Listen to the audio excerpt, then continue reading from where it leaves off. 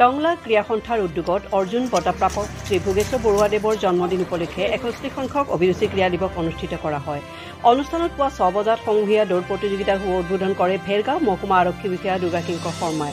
সমূহীয়া দৌৰ প্ৰতিযোগিতাত ক্ৰীড়া সন্থাৰ লগতে টংলাৰ বহুসংখ্যক ৰাইজে অংশগ্ৰহণ কৰে। আবেলি টংলা ষ্টেডিয়ামত বিভিন্ন খেল প্ৰতিযোগিতা অনুষ্ঠিত কৰা হয় আৰু প্ৰতিযোগিতাত বিজয়ীসকলক বঁটা প্ৰদান কৰা হয়।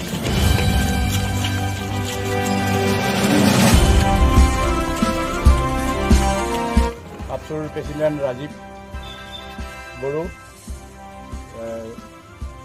সাংবাদিক নাৰায়ণ ডেকা আৰু সাহিত্য সভাৰ সম্পাদক দিবাকৰ বৰা প্ৰমুখ্যে আমাৰ টংলা ক্ৰীড়া সন্থাৰ উপসভাপতি উপদেষ্টা সম্পাদক প্ৰমুখ্যে সদস্যবৃন্দ আৰু অতি মৰমৰ খেলুৱৈবৃন্দ,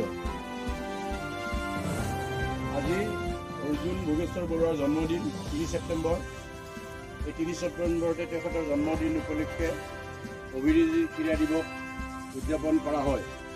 আৰু এই অভিৰুচি ক্ৰীড়া দিৱস কিয় উদযাপন কৰা হয় আৰু এতিয়া আমি গোটেই খেলুৱৈখিনিয়ে আমাৰ যিখিনি বিষয়ববীয়া বা অতিথিয়ে কিয় আমি আজি সমূহীয়া দৌৰ কৰিলোঁ তাৰ বিষয়ে বিতংকৈ আমাক ভাষণ দাঙি ধৰিব আজিৰ সমূহীয়া দৌৰৰ ফ্লেগ আপ কৰা মাননীয় ভেৰগাঁও মহকুমা আৰক্ষী বিষয়া দুৰ্গাকিংকৰ ক্ৰীড়া সন্থাৰ বিষয়াসকল প্ৰমুখ্যে এই সমূহীয়া দৌৰ কাৰ্যসূচীত অংশগ্ৰহণ কৰা সমূহ খেলুৱৈ ক্ৰীড়া সংগঠক তথা সমূহ ৰাইজ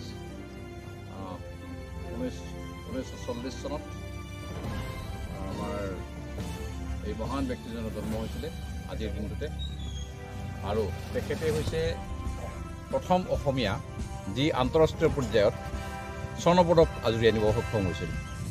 তেখেত আমাৰ অনুপ্ৰেৰণাৰ প্ৰতীক, আৰু 800 মিটাৰ দৌৰত তেখেতে এই পদকটো আজুৰি আনিবলৈ সক্ষম হৈছিলে। আমাৰ ভাগ্য যে তেখেতক লগ পোৱাৰ সৌভাগ্য হৈছে। তেখেত বৰ্তমান খুব সুন্দৰভাৱে সুন্দৰ স্বাস্থ্য লৈ জীয়াই আছে, আৰু তেখেতক এটা ডাঙৰ সন্মান দি থোৱা হৈছে। আমাৰ যিটো জীৱিত কালত সম্ভৱ জন্মদিন উদযাপন কৰা, চৰকাৰীভাৱে জন্মদিন উদযাপন কৰা তেখেতো অন্যতম এজন ব্যক্তি। আন কাৰোবাৰ নামত পাতিছে নাই এতিয়ালৈকে নাই নাজানো, কিন্তু এনেকুৱাকৈ জীয়াই থকা অৱস্থাত জন্মদিন পালন কৰা বিৰল।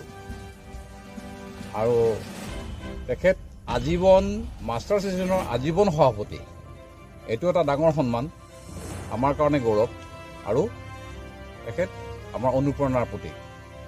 আমি আমাৰ ইয়াত থকা প্ৰায় গোটেইখিনি জ্যেষ্ঠ গোটেইসকলেই তেখেতক সৌহৰি লগ পাইছোঁ, তেখেতৰ লগত কথা পাতিছোঁ।